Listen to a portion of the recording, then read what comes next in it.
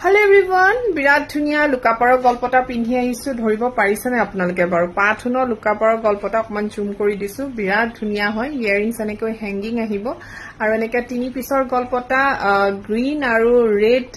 কম্বিনেশনত কৰা হৈছে Minato green আৰু পাথৰটো ৰেড বিৰাট ধুনিয়া হয় আৰু যদি লব বিচাৰে প্ৰাইস আহিব 6500 আৰু যদি লব বিচাৰে হুনকালে যোগাযোগ কৰিব এই গল্পটাটো কিন্তু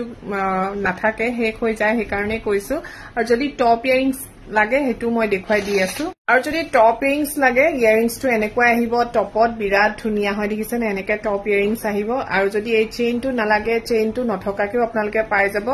प्राइस हबो 6500 टका और जदि लबो बिचारे हुनकाले मोर स्क्रीनत थका नम्बरत जोगाजोग करिवो और जदि दुकानले आहिबो बिचारे मोर शोरूमले तेतियाले शोरूम আছে